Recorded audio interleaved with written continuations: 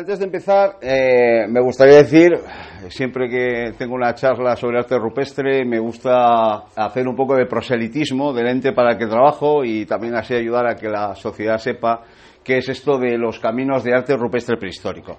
Bueno, Caminos de Arte Rupestre Prehistórico es, como bien decía Miguel, es un itinerario cultural europeo, un itinerario certificado por el Consejo de Europa y por la Unión Europea desde el año 2010, al cual forman parte 112 destinos de arte rupestre de toda Europa que, formando una gran red, han consolidado una oferta que trata de trabajar de forma conjunta en aspectos relativos a lo que es la gestión cultural y sobre todo turística del arte rupestre, partiendo de algunas bases como es el uso sostenible del arte rupestre, dado en cuenta que es quizá el elemento arqueológico más delicado, más frágil de todo lo que compone el patrimonio arqueológico de Europa y en general del mundo entero.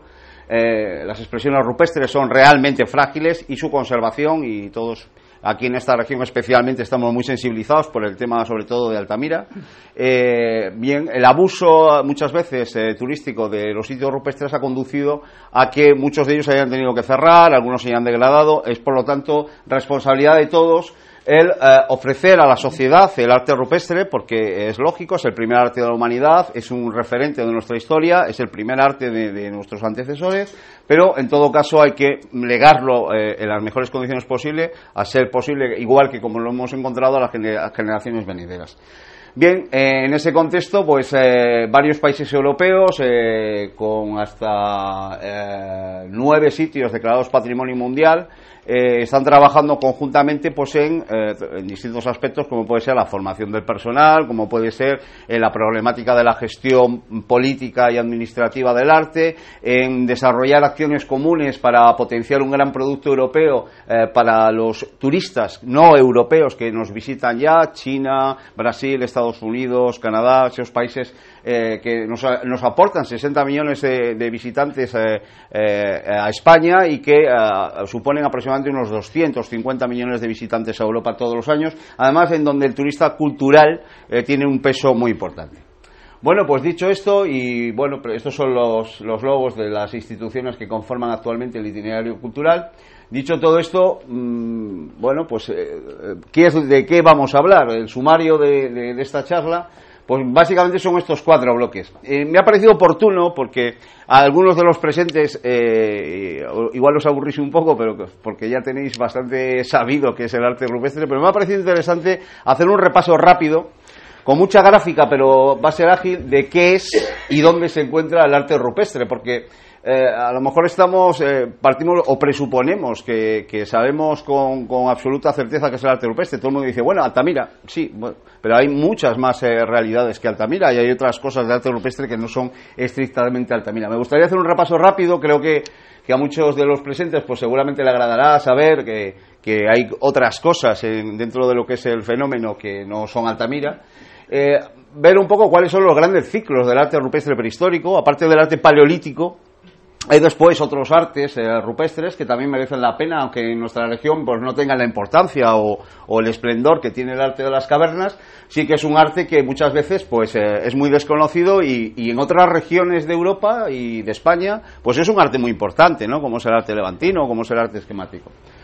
Y después me gustaría ver un poco cuál es el panorama del arte rupestre en Cantabria, ver qué es lo que sabemos hoy día o cómo está el asunto de la investigación del arte rupestre, para luego ya finalmente, eso sí, la última, yo espero que esto lo veamos en unos 20 minutos, ya los últimos 20 minutos siguientes hablar ya con más calma de estas 2 cuevas que desde el año 2011 hasta 2014 hemos podido investigar en el término municipal de Miengo, que eran 2 cuevas que ya se conocían, pero que no habían sido estudiadas de forma sistemática. Realmente no se conocía con precisión su contenido artístico y su significado en el contexto del arte rupestre del Paleolítico Cantábrico, y que a partir de los últimos estudios pues hemos empezado a tener una idea bastante aproximada, y de eso hablaremos, de cuál es su valor, cuál es su naturaleza y cuál es su significado.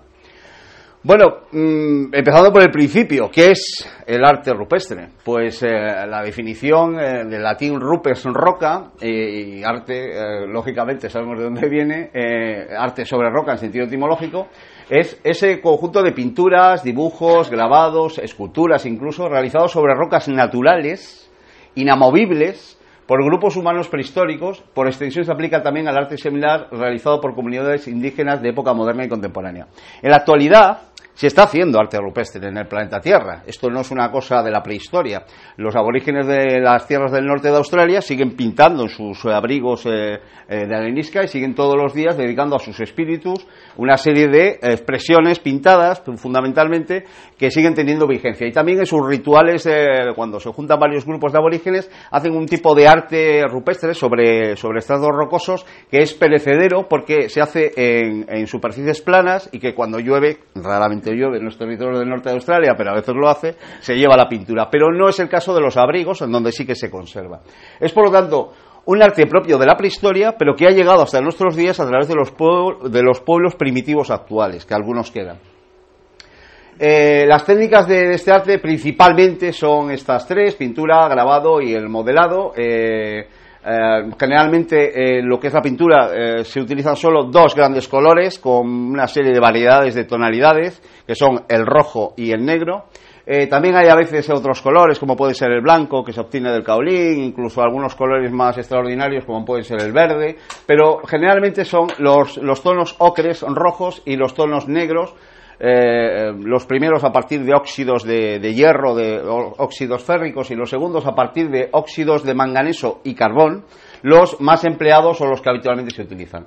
En el tema de los grabados hay varias técnicas: el grabado que se hace con buriles, luego veremos con más detalle qué es eso de un buril y cómo se hace el grabado a buril, también el piqueteado sobre rocas, y incluso lo que llamamos la técnica de los macarrones o la técnica digital, que es sobre soportes pétreos que tienen una capa blanda, también se hacen grabados con las manos. Y en Cudón, por ejemplo, pues vamos a tener ocasión de ver esto. La dispersión del arte rupestre es global, salvo en los polos hay arte rupestre en todos los continentes de la Tierra. Digamos que hay focos con mayor densidad o con mayor concentración, como pueden ser Europa, o como puede ser Australia, de la que hablábamos antes, como puede ser también algunas zonas de Sudamérica, algunas zonas de África, pero en general hay representación de arte rupestre a lo largo y ancho de todo el planeta. Es un fenómeno, por tanto, global. En Europa es una zona de altísima concentración, pero especialmente la zona del suroeste, especialmente el sur de Francia y la península ibérica, es donde mayor densidad o concentración de arte rupestre hay, pero hay bastante arte rupestre en Suecia, bastante en la costa noruega, en las Islas Británicas, también en la península itálica, pero especialmente son las zonas del centro y sur de Francia y sobre todo la península ibérica donde más arte rupestre hay. Y eso tiene que ver mucho porque el arte rupestre en nuestro continente se ha desarrollado principalmente durante la última glaciación y los inicios del periodo geológico actual en el que vivimos, que recuerdo, algunos ya me lo oyeron el otro día, es el Holoceno. Hay que saber en qué periodo geológico vive uno, está bien saber en qué día, en qué mes y en qué año, y también el periodo geológico en el que vive, el Holoceno. Bueno, pues a comienzo de este periodo, que comenzó hace 10.000 años y el que ya vamos probablemente, según los modelos, acabándolo ya, se ha desarrollado el arte rupestre en nuestro continente. ¿Qué ocurre? Que las zonas del norte de Europa, durante buena parte de ese periodo, estuvieron cubiertos por un casquete polar. El casquete polar ártico bajaba hasta el sur de Inglaterra y creo que adiós el láser. Bueno, tengo otro láser, yo si lo cojo, si no te importa.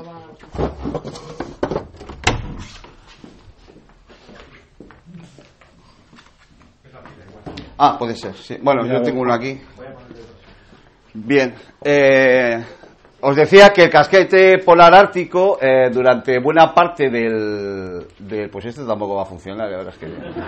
Bueno, pues nada, lo haremos sin indicar.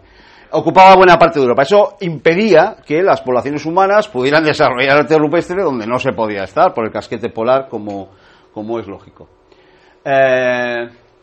En la península ibérica la densidad es inmensa. Hay, actualmente el catálogo de yacimientos no hay una cifra que podamos dar exacta, porque además hay infinidad de sitios mal documentados que no están en los registros oficiales de las consejerías.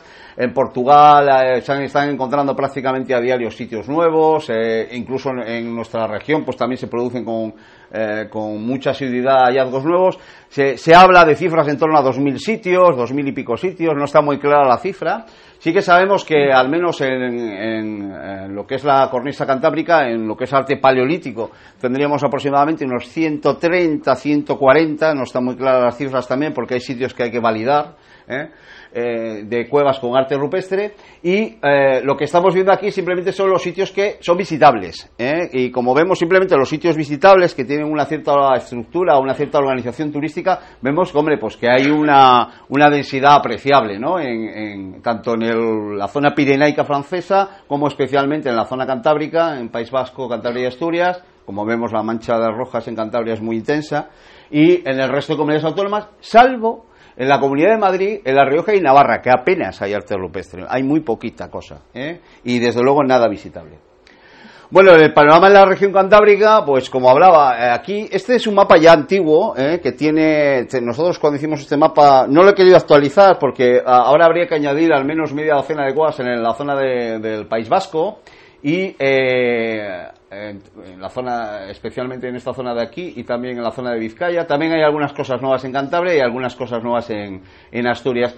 Yo creo que el número puede andar ahora por los 130 aproximadamente sitios con arte rupestre paleolítico, solo paleolítico, de arte pospaleolítico habría que añadir unos cuantos más. En todo caso, esta nómina va aumentando cada cierto tiempo. En este mapa, que como digo ya tiene algunos años, sí que estaban ya recogidas las cuevas de Cudón y la cueva de Cueto Grande, que entonces le llamábamos del Molinón, porque luego veremos por qué. Hay un molino adosado al Cueto en donde está la cueva. Ya figuraban, pero simplemente de modo testimonial, porque sabíamos que tenía arte rupestre. En Cudón incluso se había hecho un pequeño estudio hace unos años y bueno, se sabía grosso modo que había bastantes cosas, pero no con el detalle que hoy tenemos. Los ciclos del arte rupestre, lo que hablábamos a lo largo de todo el Paleolítico Superior, que se produce durante la última glaciación, aproximadamente, por dar unas cifras redondas, entre 40.000 y 10.000 años antes del presente, se desarrolla todo lo que es el gran arte paleolítico, el gran arte de las cavernas, y no solo de las cavernas, como vamos a ver también, hay otros sitios al aire libre con arte paleolítico. Luego hay un momento que parece que hasta hace poco se hablaba prácticamente de la desaparición del arte rupestre, que es el periodo del epipaleolítico y el mesolítico, es decir, el momento de transición entre las sociedades de cazadores-recolectores de la última glaciación, es decir, los habitantes de nuestras cuevas, por ejemplo en Cantabria, y las gentes ya sedentarias del Neolítico, las gentes ya campesinas, ganaderas, agropecuarias, que van a dejar los modos de subsistencia paleolítico y van a asentarse y crear pequeños poblados, y van a dar lugar a lo que es la revolución neolítica, y enlazando ya con las edades del cobre y el bronce. Bueno, decía que en este periodo se hablaba habitualmente de una suerte de desaparición. Bueno, poco a poco parece que van surgiendo o se van descubriendo conjuntos rupestres de esta época que son muy poco vistosos respecto a lo que ha sido el gran arte de las cavernas, o lo que va a ser después el gran arte de inicios del Neolítico, sobre todo en la península ibérica, con el fenómeno del arte levantino, ese arte de los arqueritos y de los cielos y las cabras corriendo que todos tenemos en la cabeza, y después el gran arte esquemático, que es el arte que prácticamente lo hay en todos los sitios y aparece con profusión en nuestra península ibérica. El primer arte, en todo caso, el más antiguo, es el arte paleolítico, y aparece, hasta hace poco se pensaba que lo más antiguo que había en Europa, se pensaba que el arte nacía en Europa, eso para empezar, y que nacía hace unos 35.000 años, si bien ya se conocían algunas pequeñas obras de arte sobre soportes móviles que se habían ido datando entre 35 y 38.000 años aproximadamente.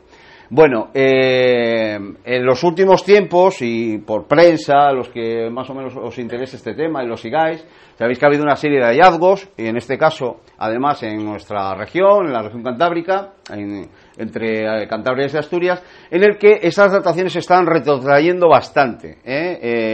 Se habla incluso de 41.000, 40.000. Bien, hay que decir que estas dataciones Los arqueólogos las llaman absolutas. Pues no, no son absolutas. Hay que llamarlas numéricas, porque absoluto no hay nada, y menos en ciencia cuando se está continuamente progresando. El método con el que se ha obtenido es un método bastante, no voy a decir que nuevo, porque ya se aplicaba a espeleotemas, a costras estalagmíticas de las cuevas, pero sí que es verdad que nunca se había aplicado a datar pequeñas costeritas que están sobre pinturas por encima o por debajo. Este es un método en ese sentido bastante nuevo y que todavía se está ajustando en determinados procesos físico-químicos. Es decir, que esas dataciones que estamos oyendo, y cuando se ha planteado que si los neandertales pintaban, porque había fechas que se iban a la época de los neandertales y estas cosas, hay que cogerlas con bastante cuidado. Los periodistas quieren titulares y vende mucho, pero hay que cogerlas con mucho cuidado. En principio no hay ninguna evidencia absoluta, ni siquiera la que salió hace poco de Gibraltar, que asegure que los neandertales hacían arte, lo cual no significa que no tuviesen capacidad cognitiva ni que tuviesen capacidad de abstracción, y que puedan incluso haber desarrollado algún tipo de evidencias artísticas, pero en lo referido a lo que llamamos arte rupestre aún no se ha dado con una evidencia completamente cerrada que garantice que los neandertales desarrollaban arte rupestre. Y en todo caso lo que sí sabemos es que en torno a 40.000 sabemos hoy, con bastante certeza, esto sí, es que ya no había neandertales en nuestra región. Yo diría que no había ya neandertales en la península ibérica, pero a lo mejor eso es mucho afirmar, pero al menos parece que no hay evidencia ya de que hubiera neandertales, y que en torno a 38, al menos en una cueva que hemos tenido ocasión de estudiar no hace mucho, tenemos fechas de 38, parece que llegamos los primeros nosotros, ¿no? Los primeros sapiens. Entonces, podemos decir que probablemente el nacimiento del arte esté entre 40 y 38, por decir cifras un poco más exactas, y que las dataciones numéricas, que no absolutas, que nos aporta el carbono 14, que es más popular, que se hace sobre carbón y sobre elementos orgánicos, y esta nueva técnica del uranio torio que se ha puesto tan de moda últimamente porque ha llevado a las cuevas de Cantabria a fechas muy antiguas, pues hay que tomarlas con una cierta tranquilidad, y sobre todo teniendo en cuenta que a lo mejor el año que viene estamos hablando de otra cosa distinta, porque esto es ciencia y avanza, que es un primor. Bueno, el arte paleolítico tiene en la zona franco-cantábrica, en lo que es el sur de Francia, especialmente en Dordoña, en Aquitania, en la zona del Perigord, la zona también pirenaica francesa, y en toda la fachada cantábrica de la península ibérica, tiene su zona de referencia. Es donde más y mejor y más espectacular arte rupestre tenemos, eso sin duda. Es donde están las grandes cuevas, donde encontramos pues Lascaux, Niort. En Cantabria pues la nómina es larga y todo la tenemos en la cabeza: Castillo, Altamira, La Pasiega, etcétera, etcétera. Y en Asturias, pues Tito Bustillo o la cueva de San Román de Candamo, etcétera, etcétera. Es decir, el arte, el gran arte del Paleolítico es un arte que tiene una extensión bastante amplia, pero su concentración máxima, donde están las mejores muestras y los grandes santuarios, parece que están concentrados en estas zonas, especialmente en la zona del Perigord y en la zona cantábrica. Bueno, aquí vemos varias imágenes con ejemplos pues bastante conocidos de arte rupestre, tanto en pintura roja como negra como en grabado. Y por supuesto está Altamira, que para nosotros, por razones obvias, es un poco el icono, y casi es una cuestión identitaria de los habitantes de esta región. Y yo me atrevería a decir que también es un elemento identitario de toda España cuando se hacen encuestas sobre conocimiento del patrimonio cultural, pues resulta que Altamira da porcentajes entre la población de conocimiento superiores al 90%, lo cual habla mucho y bien de lo que hemos llegado a conocer y querer, aunque la hayamos maltratado hasta extremos insondables, la cueva de Altamira. Es posiblemente el panel, aunque es un techo, lo llamamos panel, más denso, más complicado de estudiar y con mayor cantidad de ejemplos de excelente factura, de maravillosa factura del arte rupestre paleolítico de todo el continente.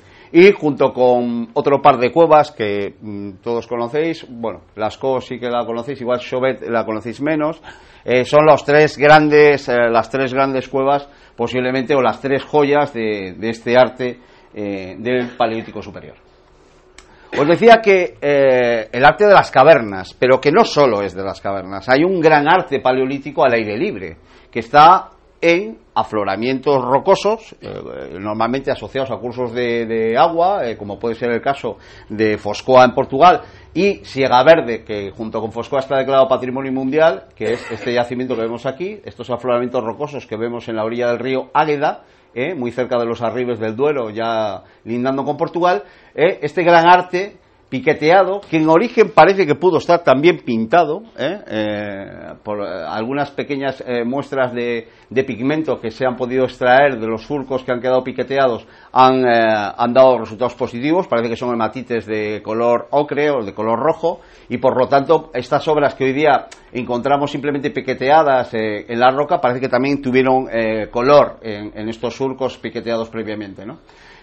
Bueno, este gran arte al aire libre era un arte desconocido hasta hace muy pocos años. Es a partir del año 80 y muchos cuando se encuentran las primeras expresiones, como esta de Domingo García. Anteriormente se había encontrado una cosa en Almería, pero es con el descubrimiento de Foscoa en Portugal y poco después el de Siega Verde en Salamanca, lindando con los Arribes, cuando se pone de manifiesto la existencia de este gran arte también al aire libre, que en zonas donde no hay caliza y por lo tanto no hay cuevas, sustituiría o haría las funciones de lo que fueron las cuevas, como espacios sagrados, posiblemente relacionados con una actividad gráfica que tiene mucho que ver, al parecer, con las creencias de esta gente. Pero el arte paleolítico es más que el arte rupestre, y aquí lo sabemos muy bien. Y si vamos al Museo de Prehistoria y Arqueología de Cantabria, el MUPAC, que lo tenemos aquí al lado y seguro que todos ustedes ya conocen, tenemos el privilegio de disponer de la mayor y mejor colección posiblemente de arte mueble de todo el mundo. Hay un arte portable, un arte que se puede transportar, un arte hecho sobre elementos pequeños, de hueso, de piedra, de otras materias, que es el arte mueble, y que llega a extremos de una perfección técnica, pues a veces asombrosa, ¿no? Y que no tiene nada que envidiar ni formalmente ni estilísticamente a lo que es el arte hecho sobre paredes. Bueno, en nuestra región tenemos una serie de cuevas que nos han ofrecido unas colecciones impresionantes, como puede ser la Garma, como puede ser el Pendo, como puede ser la propia Altamira, que nos hablan de la capacidad de las poblaciones del Paleolítico Superior de desarrollar su pericia artística más allá de las paredes de las grutas, también en objetos cotidianos, en objetos para cazar, en objetos para hacer actividades cotidianas de cocina, pero también con objetos que no tenemos ni la más remota idea de para qué servían realmente, y que posiblemente pudieran ser objetos rituales o relacionados con ritos y creencias religiosas. En este sentido, hay algunos autores que han apuntado la posibilidad de que piezas como el famoso bastón del Pendo, pues prácticamente pudiera ser un santuario portátil, ¿no? Y hay algún arqueólogo que hacía referencia a esos santuarios que llevan los toreros cuando van a las plazas, ¿no? Y que abren y llevan todas las estampitas, esos pequeños santuarios, pues un poco cumplirían esa finalidad. En todo caso, es un arte que tiene la belleza, el esplendor y la misma fuerza que tiene el arte sobre las rocas. Bien, pero cuando acaba el Paleolítico, que acaba porque acaba una glaciación y hay un monumental cambio climático, hoy estamos hablando del cambio climático, bueno, los cambios climáticos los ha habido antes de la actualidad, y bastante más potentes y más fuertes de lo que estamos ahora mismo explicando como cambio climático en la Tierra. Bien, cuando acaba la última glaciación y se produce el aumento de la temperatura, la eclosión de los bosques en Europa, el cambio de faunas, etcétera, etcétera, las poblaciones humanas tienen que responder para poder subsistir a esos cambios.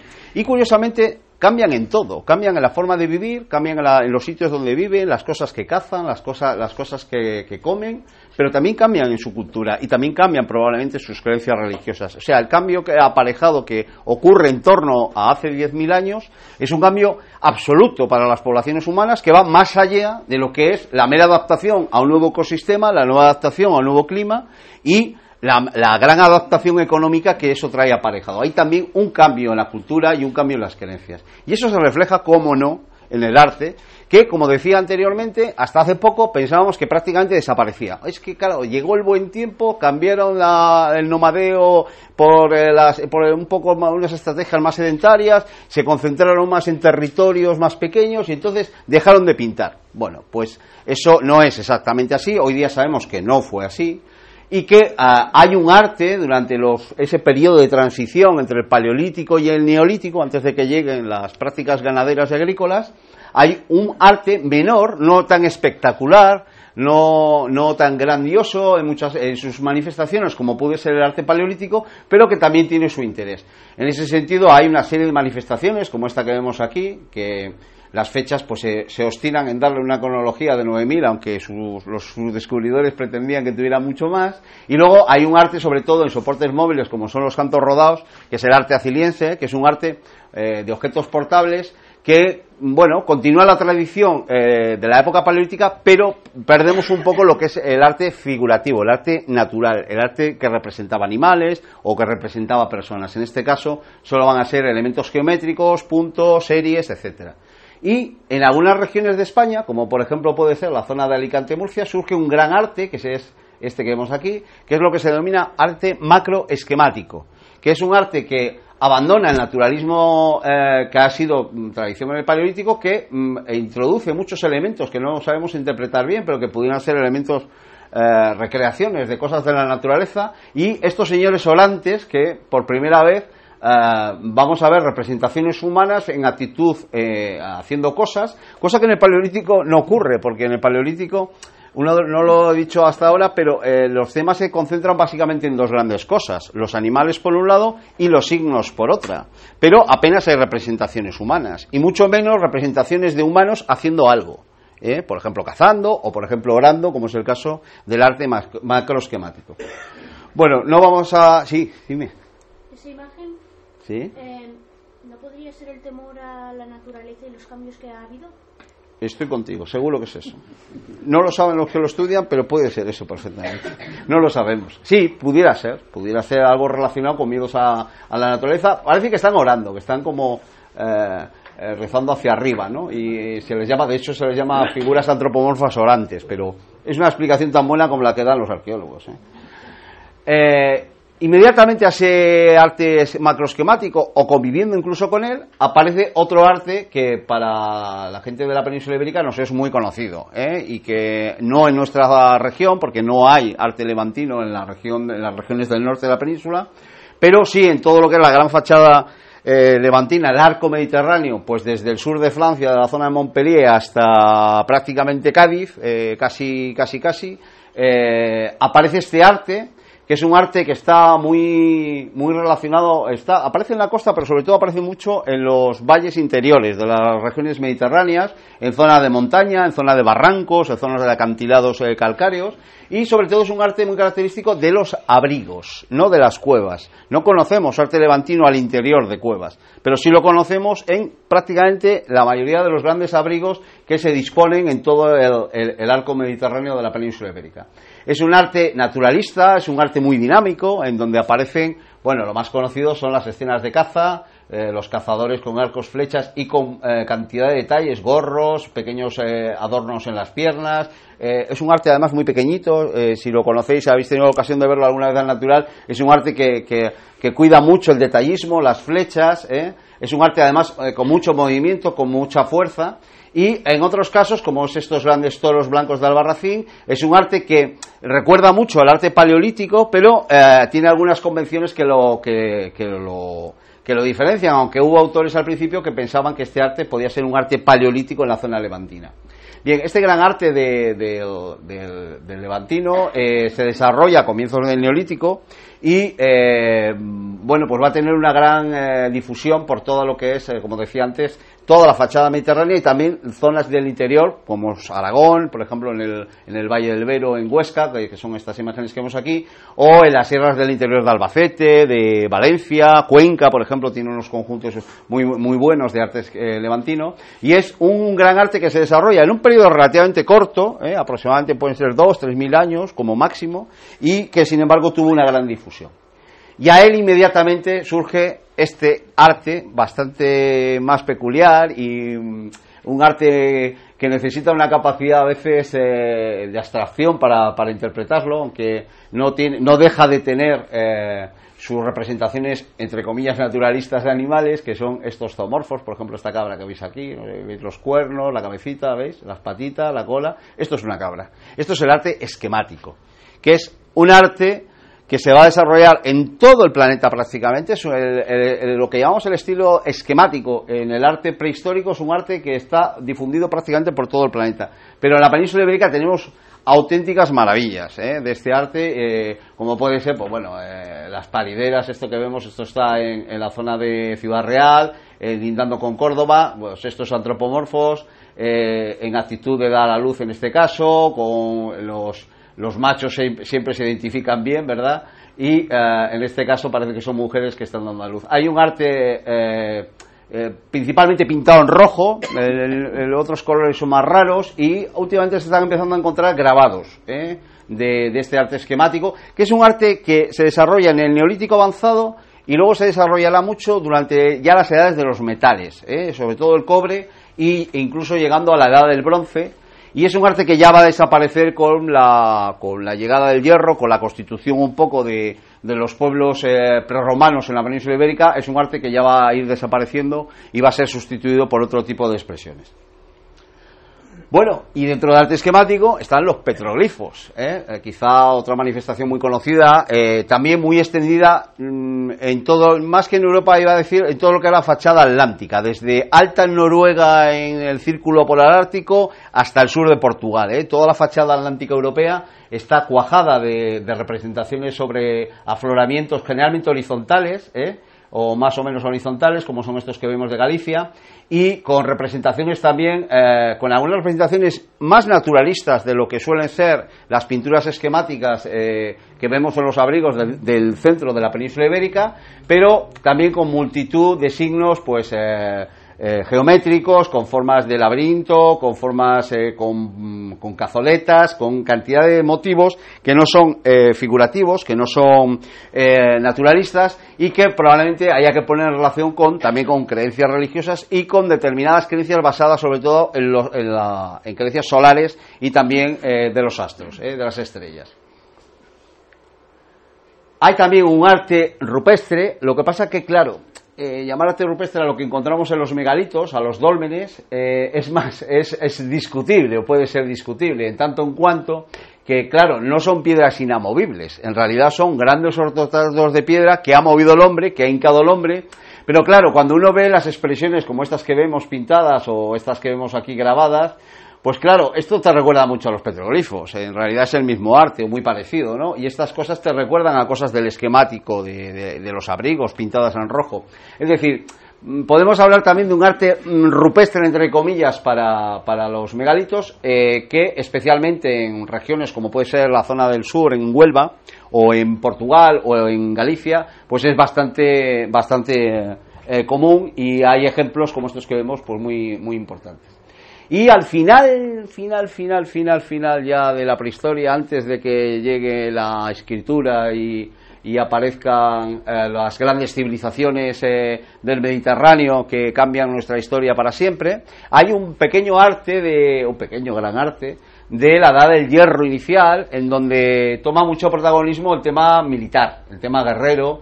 Todo se compone de caballos, de jinetes, de luchas, de guerras, y es un arte muy peculiar que digamos, sigue una cierta tradición del arte esquemático, y de hecho sigue siendo todavía bastante esquemático, solo hay que verlo, pero en todo caso va a evolucionar muy rápido, sobre todo por influencia del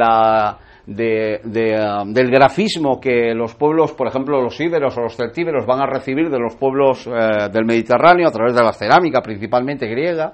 Van a ir modificando estos esquemas geométricos a esquemas un poco más elaborados, que será ya al final del arte rupestre, digamos, de la prehistoria, en el cual ya más que de arte rupestre hay que empezar a hablar de arte de las grandes culturas de la segunda edad del hierro, del final del primer milenio antes de Cristo, cuando ya con la llegada sobre todo a nuestra península ibérica de los romanos vamos a cambiar de vida y nos van a bajar de las montañas y nos van a urbanizar, que es lo que hacían muy bien los romanos. Sí. Pues mira, tienes un sitio muy bonito que, perdona, te lo pongo. Por ejemplo, es el castro de Yecla de Yeltes. Y en alrededor del castro veis que hay afloramientos rocosos. El castro está asentado sobre un afloramiento, pues este tipo de grabados aparecen ahí. Esto en realidad es de Valcamonica, está en Italia, en el norte de Italia, donde este arte se desarrolló con muchísima profusión, pero en la península ibérica yo he visto ejemplos, por ejemplo en Extremadura, hay en Castilla, León y Castilla-La Mancha, en asentamientos de la Edad del Hierro, no es difícil encontrar este tipo de... no con la profusión a lo mejor de Valcamónica, en donde hay miles de figuras, pero sí cosas de este estilo como las que hay en Yecla. Sí, dime. La imagen de ahí abajo del todo, donde están... ¿Esta? No, la otra. Esta. Parece como que hay griegos. ¿Verdad? ¿A que tienen cascos como los griegos? Pues no descartes que sea un casco etrusco o sea un casco de influencia griega. No, bien visto. Que puede haber, que estarían representando un ataque de los griegos como posición cántabra o algo así. No, esto es en el norte de Italia, cántabros ahí no había. Estábamos en muchos sitios, pero ahí no. No, pero no es descartable lo que has dicho del casco de influencia griega. Puede ser perfectamente algo de época etrusca. Muy bien. Bueno, pues visto este repaso que procuro hacer rápido, porque claro, sintetizar 40.000 años de arte rupestre en 20 minutos tiene eso aquel, bueno, pues vamos a empezar a hablar de lo que nos ha convocado a Vic y Regio Cantabria, ¿no? De arte paleolítico en Cantabria. Bueno, el patrimonio rupestre paleolítico de Cantabria, que yo diga que es asombroso, creo que no descubro nada y todos somos muy conscientes, pero hay datos que lo avalan, ¿no? Cantabria alberga un centenar de enclaves con arte rupestre prehistórico y casi 300 sitios con arte altomedieval. Bien.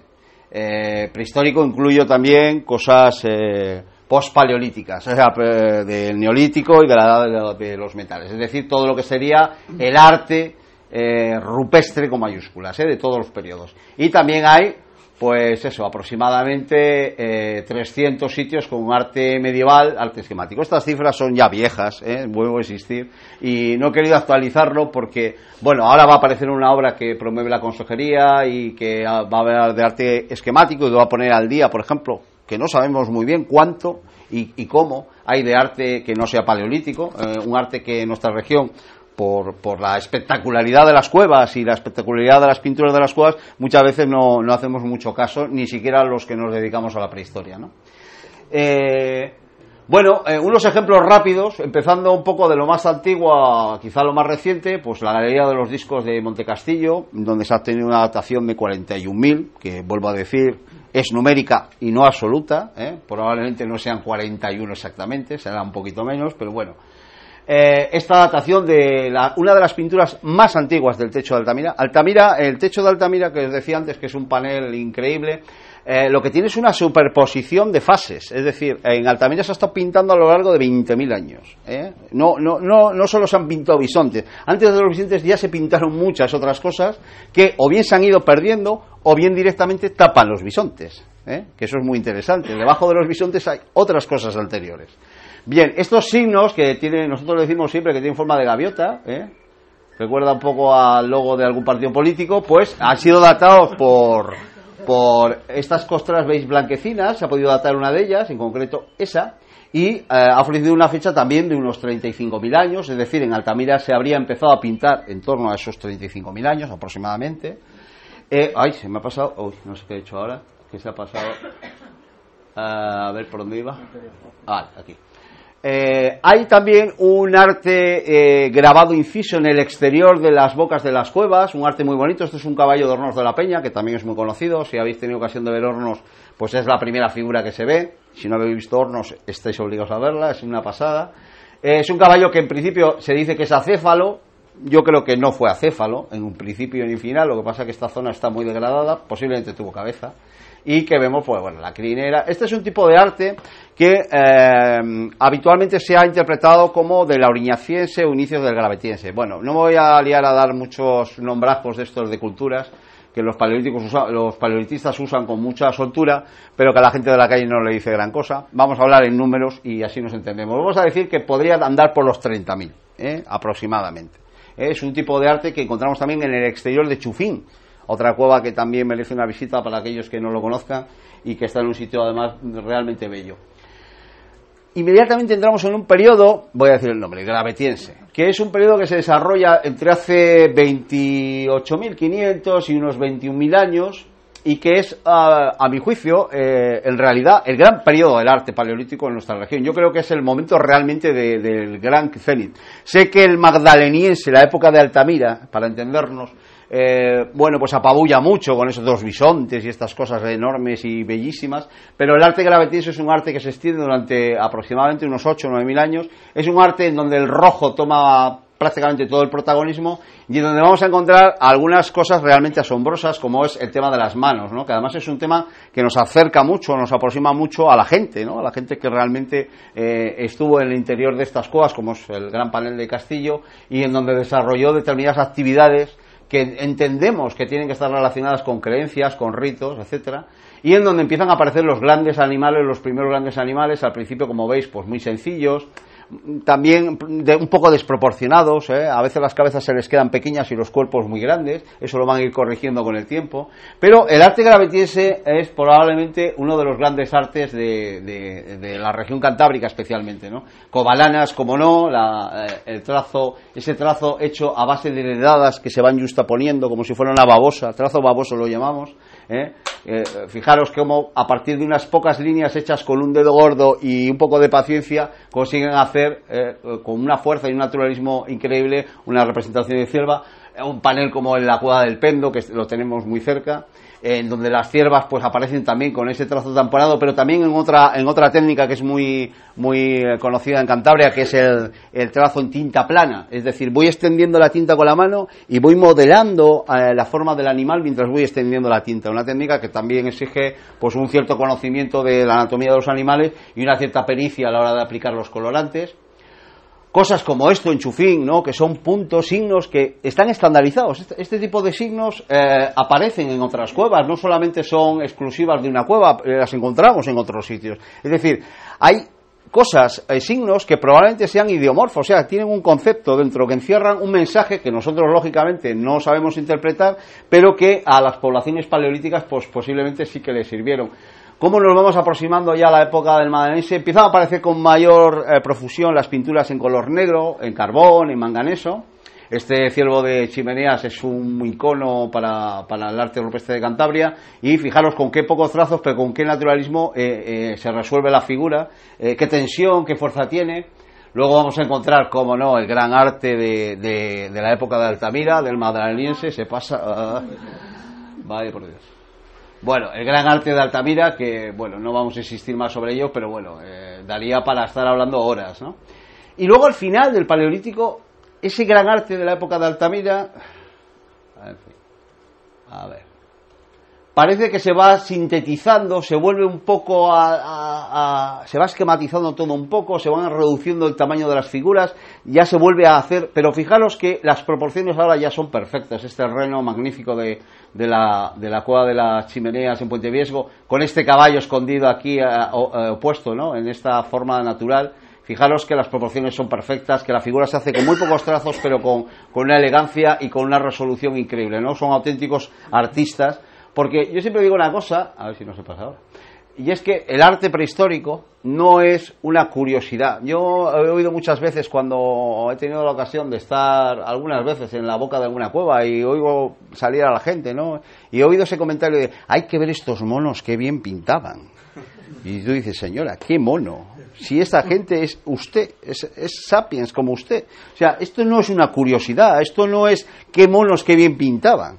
Esto es el primer arte de nuestra especie, y es un arte hecho por artistas que a lo mejor puede ser que también fueran chamanes o brujos o lo que queramos lucubrar, pero en todo caso son artistas. Estos son pinacotecas, no sobre lienzos, no en un edificio construido para albergar los lienzos, sino en un edificio natural o en un sitio especial en donde se plasma el arte sobre un soporte que además perdura mucho más que un lienzo. Bueno, en Cantabria hay otras realidades. A mí me encanta este tipo de arte, bueno, que es el arte de los ídolos, ¿no? En Collado Sejos, en el Museo de Prehistoria, hay una magnífica reproducción de los dos ídolos de Sejos, pero luego en el sur de la región tenemos estas cosas que a mí me encantan, me parecen un arte que además es complicado de analizar y de interpretar, que es un arte probablemente, pues eso, de la época del Calcolítico, en torno a eso. Roberto nos podría hablar largo y tendido. Y también tenemos arte esquemático. es modesto, es pequeñito, tenemos también nuestros pequeños antropomorfos, tenemos nuestros signos rojos, no tenemos un fenómeno esquemático equiparable al de otras regiones, pero tenemos nuestras cosas, y yo espero que ahora dentro de poco tengamos la oportunidad de tener ese gran catálogo que se está preparando ya con el arte post-paleolítico de Cantabria, que seguro nos va a dar una idea. Y por último, dar una pincelada de todo este ingente patrimonio rupestre que tiene Cantabria, especialmente lo referido a cuevas con arte. Luego también tiene otras facetas o un valor añadido, ¿no? Actualmente tenemos 17 cuevas declaradas Patrimonio Mundial por UNESCO en la cornisa cantábrica, de las cuales 10 están en Cantabria. Esto, no sé si somos a veces la gente de la calle es muy consciente de lo que significa tener una declaración de patrimonio mundial. Solo hay aproximadamente 1000 en todo el mundo y nosotros tenemos una para nuestras cuevas. Y además hay una faceta también cultural y turística que con un uso sostenible y reglado pues genera, en primer lugar, genera conocimiento para la población, genera experiencia, genera disfrute público, cultural y también turismo, y por qué no, puede generar, no directamente, porque muchas veces las cuevas además los precios son muy populares. ¿Qué cobran ahora, Roberto, en Puente Viesgo? 3 euros. Bueno, ¿quién no puede ver una maravilla como Puente Viesgo por 3 euros? Es decir, estamos hablando además, pero sobre todo, la riqueza no la crea tanto directamente en esa taquilla que con 3 euros o uno, ¿qué cobran los niños? ¿1, Roberto? ¿1,5?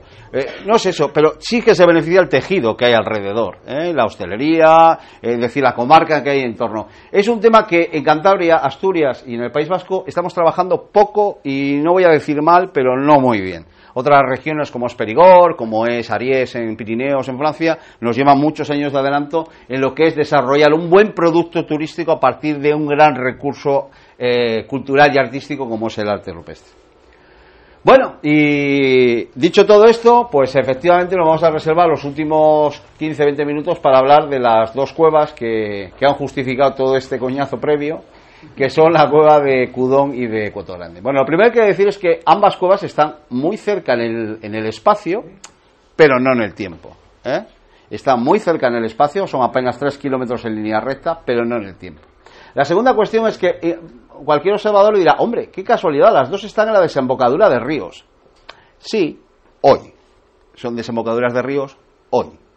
Cuando se pintó en esta cueva, especialmente en esta cueva, y también en esta, el mar estaba unos kilómetros más allá y lo que en realidad estábamos viendo era un tramo muy llano de una gran vega fluvial en donde probablemente estaban las grandes manadas de ungulados de la región. Los caballos, los bisontes, los uros, es decir, los animales que necesitan mucho espacio y mucha hierba para poder pastar en condiciones naturales. Es decir, la imagen que hoy tenemos de estos asentamientos no es exactamente la que se debió producir cuando se vivía. Es decir, no estábamos en una ría o en otra ría, sino que el río Pas probablemente iría a derecho, no existiría la barra de Dunar y de Liencres actual, y en el caso de la ría de San Martín, pues probablemente sería algo parecido. Lo que sí son zonas muy amplias. Ahí están las dos cuevas, una está justo en la zona de Molinos, que vamos a ver luego de la desembocadura del Pas, y la otra está en pleno casco urbano de Cudón. Pero lo que os decía, son zonas muy amplias, vegas muy abiertas, no hay apenas relieves, los relieves son discretos, fijaros, está la parte alta de la zona de Cortigueras Suances, son... Bueno, pues zonas muy aptas para el desarrollo para el establecimiento de grandes manadas de animales, en donde de ellas, en último término, dependía la subsistencia de los grupos humanos. Esta es la boca de la cueva de Cudón. También está muy transformada respecto a cómo fue en origen. Actualmente se presenta como una pequeña boca, un poco urbanizada. Ha tenido la desgracia de tener un desarrollo urbano alrededor muy grande y eso la enmascara bastante y le causa algunos pequeños perjuicios. Y bueno, ahora se me ha quedado esa foto ahí grabada. Bueno, esto es en todo caso para que veáis el desarrollo lineal de la cueva. Es una cueva bastante grande, tiene en total, sumando todas las galerías, tiene aproximadamente 1,5 kilómetros de desarrollo. Es una cueva que lleva un rato andarla.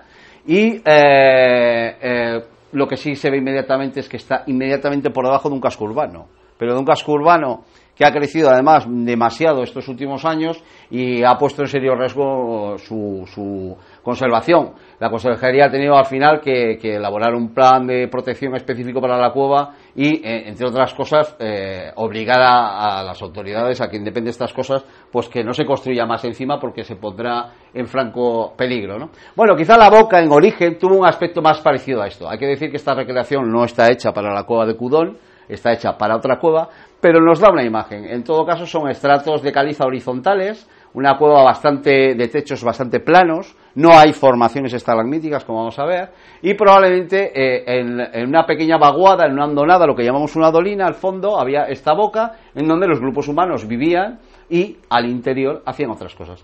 Como curiosidad, la fecha del descubrimiento de la cueva, 1/8/1928, el día infausto, porque la cueva a partir de ahí sufrió lo suyo. El desarrollo de una de las topografías así más sintéticas, desde aquí de la boca, la zona principal de hábitat está aquí, y luego todo el desarrollo de galerías, niveles, etcétera, que albergan. Esto es un poco ahora el plano ya sintético más actual, más exacto, más preciso. Hay una boca principal, está aquí donde pone verja. Hay alguna boca más actual, pero son bocas en realidad que se han abierto con posterioridad a la época paleolítica, no debían estar abiertas en época paleolítica. Y lo que vemos en rojo son las zonas decoradas, las zonas en donde hay pinturas o grabados, o pinturas y grabados, que también ocurre.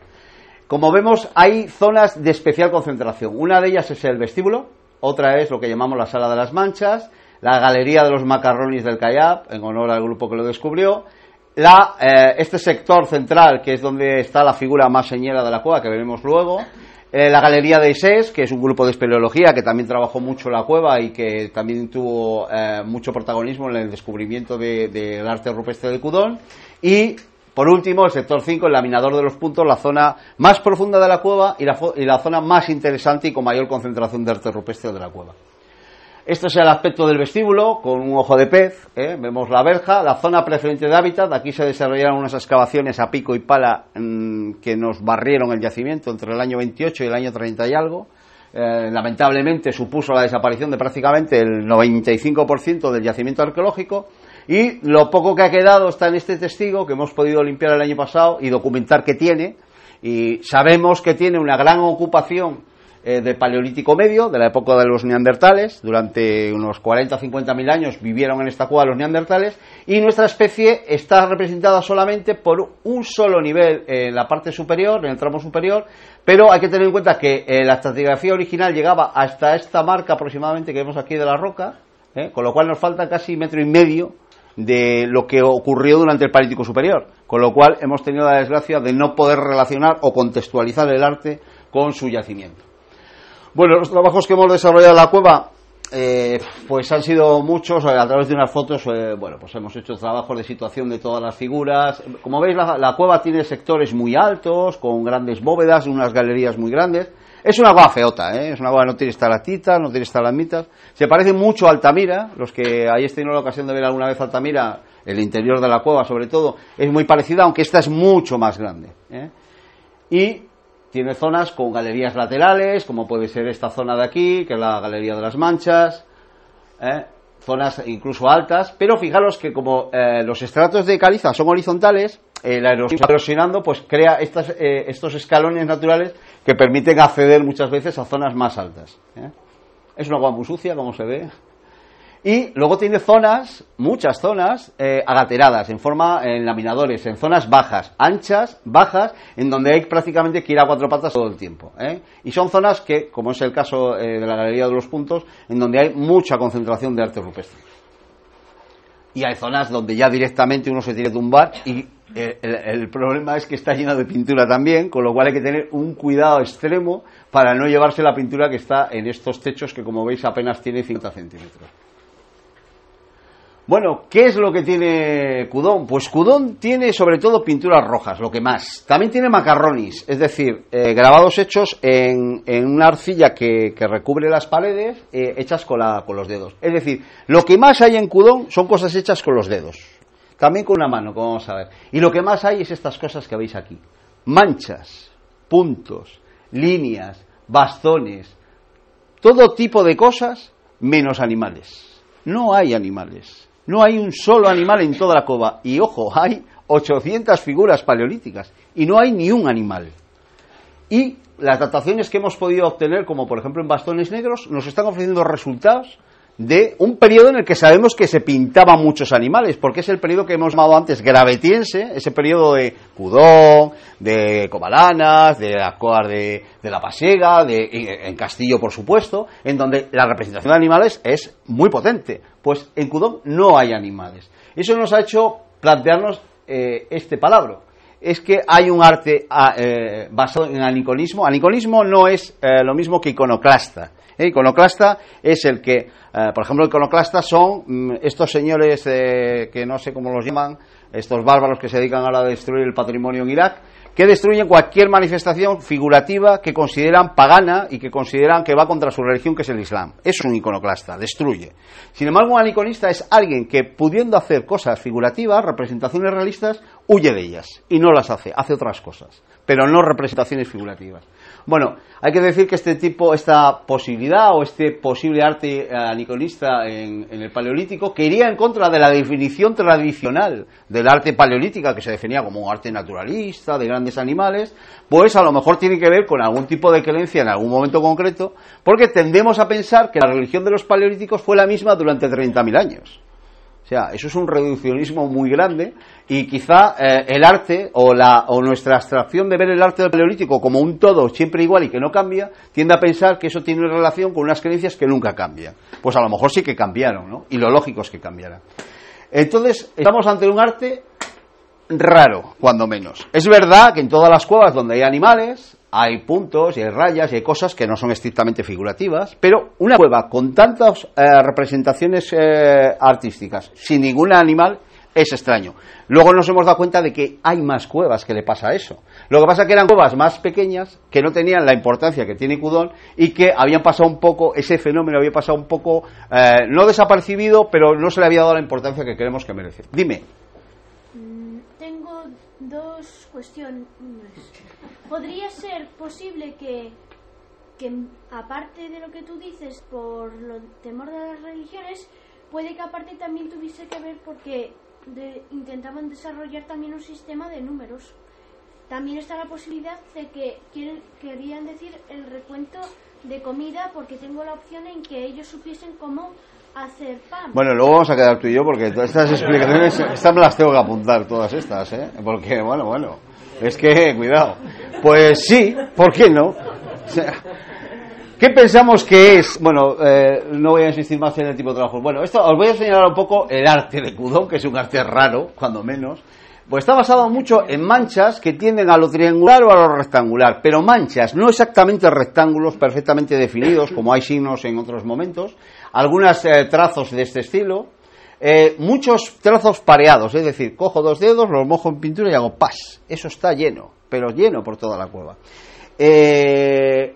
Los dedos tienen una importancia capital en el desarrollo, lo mismo que en otras cuevas son los buriles para grabar, los pinceles de carbón para pintar, la aplicación de muñequillas de piel para untar el pigmento y aplicarlo, etcétera, son las técnicas que se usan más depuradas. Aquí hay que tocar pared, y aquí estamos tocando pared todo el rato, y no solo tocamos pared con la pintura, que el tema digital es fundamental, sino que también hacemos grabados digitales. Entonces nos dedicamos a hacer, esto es una maravilla de techo, que está completamente llena de grabados hechos con los dedos. Hemos podido datar un espeleotema o una estalactita que se desarrolló con posterioridad. La pega es que nos ha dado una fecha solo de 10.000 años. Nos asegura que esto tiene más de 10.000 años, cosa que ya sabíamos, pero al menos nos garantiza su autenticidad. Y lo que sí supone es un arte que en algunos momentos llega incluso a abigarrar el techo o la pared en donde se desarrolla. Hay paredes que se llenan absolutamente de pintura roja o que se llenan, como es el caso de grabados digitales. También es curioso que los grabados digitales se suelen segregar, no están asociados a las pinturas. En la galería donde aparecen grabados digitales hay muy poca pintura, y donde hay mucha pintura no hay grabados digitales o apenas los hay. Hay algún sitio donde pueden convivir, pero muy puntualmente. Encontramos grabados digitales en techos, paredes, incluso en pequeños salientes colgantes, como veis este de la pared, en donde, bueno, desafortunadamente esta cueva tuvo turistas en los años 70, 80, turistas por llamarlos de una manera, que iban a pintar su nombre al fondo de la cueva y a poco más, y que, bueno, por debajo de estas carburadas que ponen nombres de señores y demás, veis que hay una serie de grabados también digitales que aquí se ven mejor. Y hay algún pequeño grabado hecho con posiblemente con un palo, con un hueso, con una punta roma, pero algo fina. Y hay quizá, la única cosa que se aproxima a lo que pudiera ser un animal es esta línea que viene por aquí, que parecería la jiba de un bisonte con el rabo colgando aquí, no sé si lo llegáis a ver, que es lo más parecido a lo que se podría ser un contorno, una línea cérvico-dorsal de un bisonte, pero con dudas. En todo caso, lo que más tenemos, ¿qué es? Esto. La gente tiene que poner sus dedos, hay algunos que parece que tienen las huellas dactilares, tiene que pintar con los dedos. Hay trazos como estos, en este caso pareado, muy curioso, porque mezcla el negro con el rojo, una cosa bastante rara, pero sobre todo lo que encontramos más son puntos en color rojo y también en color morado. Hay algunos óxidos férricos que más allá del rojo son, como vemos, morados. Hay algún signo que sí que conocemos en otras cuevas, más estandarizado, le conocemos, tiene referencias en otras cuevas, como es este, se llaman laciformes. Es un signo que encontramos al menos en otra media docena de cuevas, incluida Tito Bustillo, que tiene un conjunto muy parecido al fondo de la cueva. Y zonas con manchas, por ejemplo, hay muchas, en los techos, hay muchas formas de este estilo. Los arqueólogos que somos muy cachondos decimos que son vulvas y que entonces está relacionado con la cuestión sexual, porque bueno, es una tradición entre arqueólogos hablar de sexo y el arte rupestre no va a ser una excepción. Y incluso tenemos una cantera de ocre, que es una cosa muy curiosa. Al interior de la cueva, al fondo mismo de la cueva, donde ya la cueva muere, hay una cantera natural de ocre. ¿Qué nos encontramos así? Es decir, alguien había roto determinados bloques y lo que habían estado es rayando, extrayendo ocre. Curiosamente, como no podía ser de otra manera, este ocre natural es el que encontramos aplicado luego en las pinturas, según nos dicen los elementos traza. Hay muchos discos, como veíamos en Castillo antes, la galería de los discos. Bueno, estos discos están en la entrada, son discos soplados. En este caso es la única técnica que se sale un poco de lo común en Cudón, que como os digo es la aplicación de dedos, pero sí que hay algunos discos soplados, es decir, por un tubo o directamente con la boca, se sopla y se generan estos discos. Hay 4 en esta zona de aquí. Y luego tenemos muchas manchas de este estilo que normalmente están en zonas desalientes, en zonas bastante visibles, pero en zonas, digamos, especiales, no en cualquier sitio, no en una pared plana generalmente. Hay hileras de puntos, algunas tan bonitas como esta que vemos aquí, son puntos que parece que están hechos con algo más grande que el dedo, posiblemente sea un tampón. Aquí vemos un tampón de piel, una cosa redonda con piel que se moja y se aplica. Y desde luego lo que encontramos, o deberíamos haber encontrado con más profusión, pero hemos encontrado en algunas zonas, es bastantes restos de machaque de ocre, especialmente al fondo de la cueva donde está esa cantera que os comentaba. La figura más conocida de Cudón, y fue por la que empezó a aparecer en todos los sitios, es esta mano en negativo. Es una mano que, como veis, ha tenido muy mala vida también, porque alrededor de ella está absolutamente lleno de toda suerte de cosas, de nombres, de pegotazos de barro, etcétera, que es, parece que es una mano izquierda y que tradicionalmente se ha dicho que está mutilada. Es como si este dedo de aquí le tuviese así, ¿veis? Este dedo le tiene así y el meñique casi ni se llega a ver. Es como si fuera una cosa así.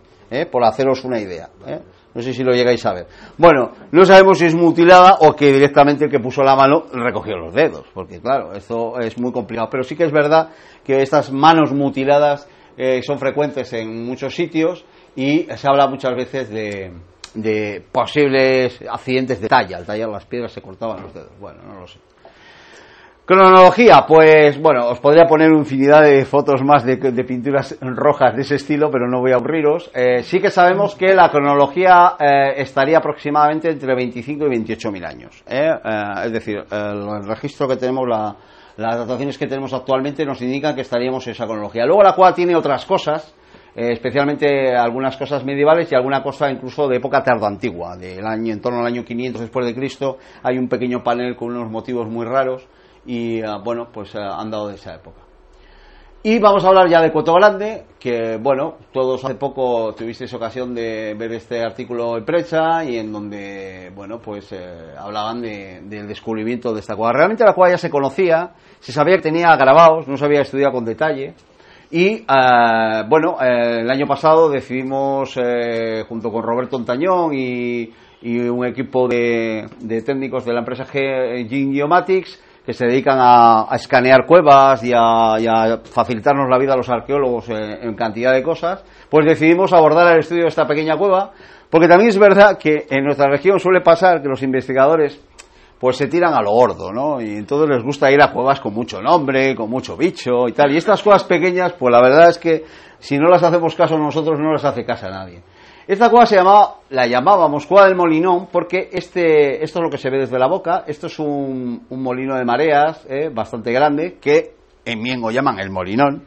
Y pensábamos que el Cueto pues se asimilaba al topónimo un poco de esta zona. Esto es con marea alta, como veis. Hoy día, bueno, los muros del molino están bastante arruinados, pero bueno, todavía se conserva, se aprecia bastante bien cómo funciona este molino. La boca actual es muy pequeña, probablemente está muy colmatada, es apenas, no tiene ni un metro, y bueno, como veis está protegida como debe ser, y esta es la topografía, esta es la entrada, y la cueva realmente tiene un espacio reducido, lo que sería el vestíbulo, como veis aquí en la escala, es poco más de 4 por 3 metros, una zona angosta de paso, y luego tiene una galería que en esta zona te puedes poner de pie, pero luego a partir de aquí empieza a reducirse de tamaño y curiosamente al fondo hay una pequeña grieta que da otra vez a la calle, es decir, la luz del sol llega a entrar un poquito por aquí.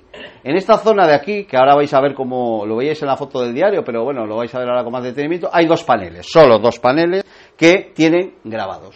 Esta sería la sección desde la boca hasta el final de la cueva, y para que veáis la zona decorada que está justamente en el tramo terminal de la cueva y en una zona donde ya no es posible ni siquiera estar de pie, hay que estar tumbado o semiagachado.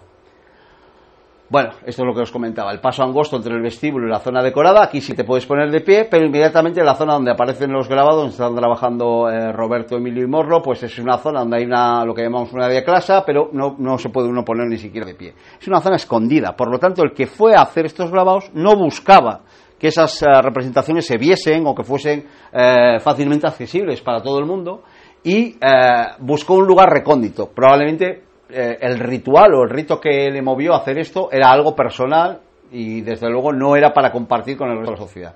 Bueno, como veis, las condiciones de trabajo pues eran un poco y afortunadamente hoy día tenemos estas cosas maravillosas que nos escanean la cueva y que nos facilitan mucho luego la investigación en el gabinete. Solo hay grabados, no hay pintura, no hemos encontrado nada de pintura, y son grabados muy finos y están hechos con este tipo de artefactos que llamamos buril. Los buriles siguen existiendo hoy, lo usan los carpinteros, los grabadores, hoy día son de hierro, de acero, pero durante toda la prehistoria se han estado fabricando sobre siles, sobre cuarcitas, sobre rocas. Bueno, la definición de buril no vamos a insistir en ello, y sirve tanto para grabar en pared como para grabar o trabajar otras materias, como puede ser el hueso. Como veis aquí, esta recreación está haciendo un bastón de estos perforados que llamamos de mando, pues está grabándolo. También se sirven para ranurar las cornamentas y poder extraer varillas para hacer puntas de caza. Este es el panel principal de la cueva, en donde están los motivos más importantes. Tiene muy pocos motivos, los vamos a ver rápidamente, sintéticamente. Tenemos aquí en esta zona una serie de rayas verticales y tenemos aquí lo que pudiera ser el cuerpo central de una figura, de un animal, pero el problema que tiene esta pared es que tiene muchísimo precipitado calcítico que ha cubierto en parte de los grabados, y eso nos obstaculiza enormemente poder interpretarlo. Hemos pensado si podía ser la parte del tronco, la parte central de un bóvido, bien de un bisonte, quizá de un ulo, pero bueno, sin ninguna seguridad. Justo por debajo hay una gran figura aquí, que, a ver si con él, si lo veis aquí grabados, son grabados muy finos, os fijáis, es una figura que también hemos intentado identificar con alguna forma animal, pero no está muy clara, y donde sí que encontramos figuras animales son en este panel, en la zona central del panel. Tenemos una cabeza aquí, que veremos luego con detalle, los cuartos traseros de un ciervo o una cierva, que vemos aquí, no sé si lo veis, la cabra, que es quizá la figura más vistosa, y asociado a ella hay una figura que luego veremos también con detalle, que parece que pudiera ser un equido, un caballo.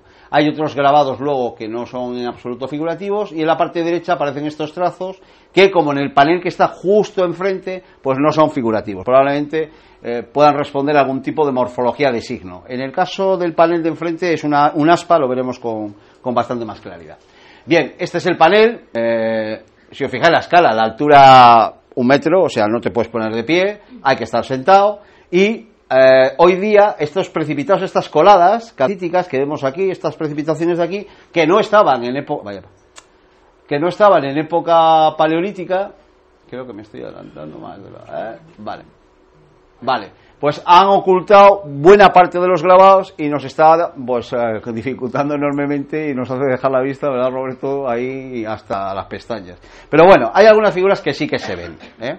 Bueno, creo que si os la muestro, el láser ahora ya... No, el otro láser no funcionaba al final. No, vale, entonces lo haremos, a ver si lo podemos hacer con el... Vaya. Es que está muy sensible. Bueno, esto es la cabeza de lo que pensamos que puede ser un corzo, quizá una cabra. No estamos muy seguros. Casi que os lo voy a mostrar aquí directamente. Si os fijáis, tiene un cuerno o una oreja aquí, no sé si lo veis, uno y otro. Bien. Aquí vendría la zona del morro, ¿lo veis? Viene por aquí. No sé qué tal lo veis. Aquí tiene el lomo, ¿le veis? Y aquí pudiera ser que tuviera un ojo. ¿Se ve? ¿Es cuestión de fe o...? Bueno, esto sería la figura que está en la parte superior. Parece más bien, tiene una figura muy parecida a la cueva de Linar en la busta. Es posiblemente la cabeza de un rebeco, nos parece más un rebeco que una cabra, pero volvemos. Esto es un arte que luego veremos la cronología, es un arte muy sumario, es un arte que no es muy naturalista, pero muy sumario. Aquí vemos de un golpe lo que son los saltos traseros, es decir, la parte de atrás y las patas del ciervo o de la cierva. Es un animal que no tiene tren delantero ni cabeza. Justo por debajo a la izquierda, creo que está no sé si habéis visto, esto sería, digamos, el culo de la cierva. Aquí tiene una pata muy larga, ¿veis la pezuña aquí? ¿Lo veis? ¿Sí? Y aquí la otra.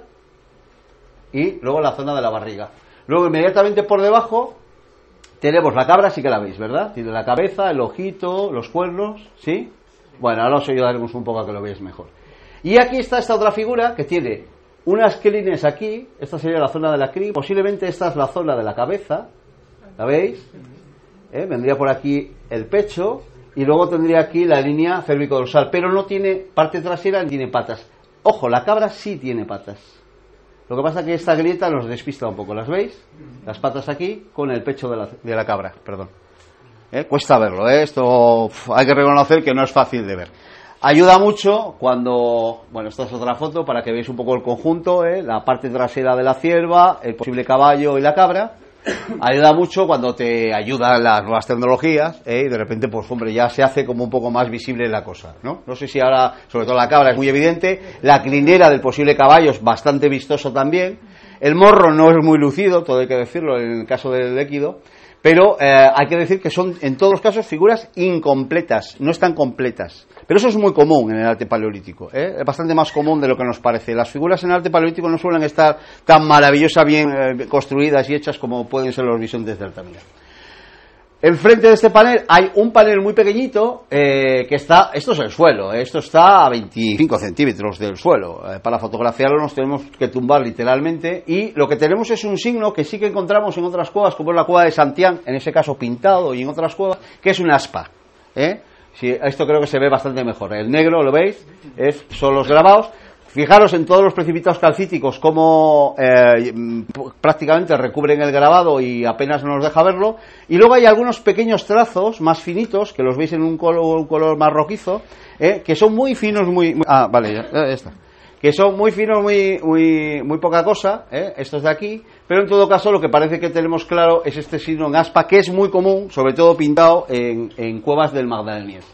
Aquí lo vemos ya al natural, una vez visto el calco, veis aquí y aquí. Luego hay trazos mucho más finos que están muy enmascarados por esta calcita blanca, que en el calco que nos ofrece la ortofoto, pues vemos con más claridad.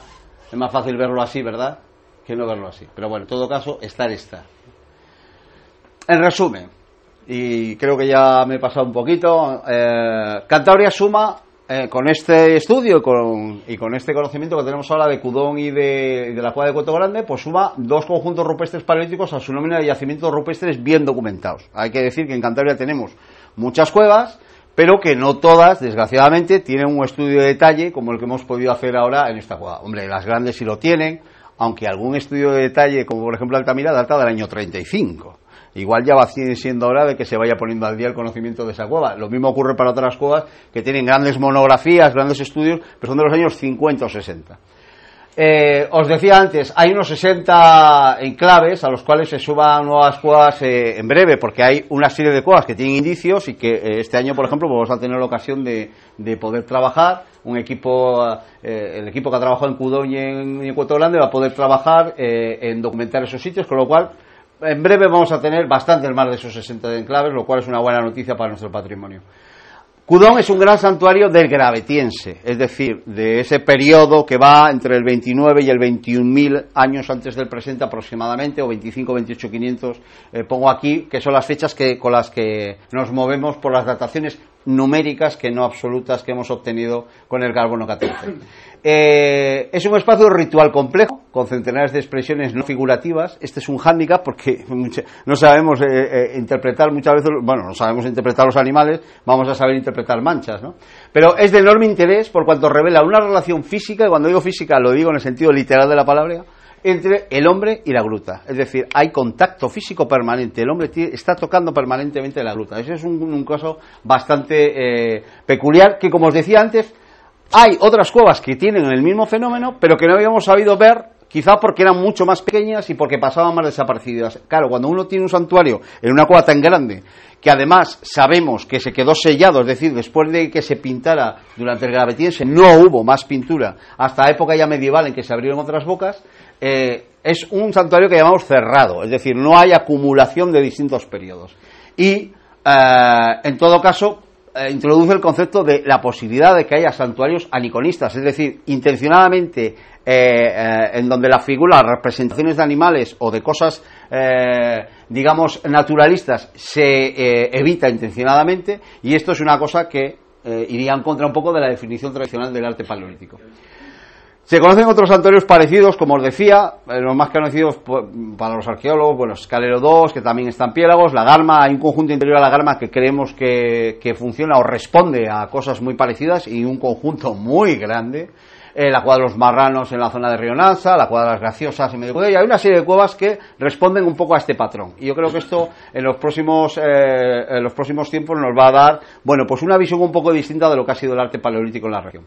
Bueno, Cueto Grande es, por el contrario, un conjunto muy reducido, en una cueva muy pequeña, con grabados finos hechos a buril y en un espacio angosto y reducido. Es seguro sincrónico, o sea, lo hizo alguien en un momento preciso y se acabó.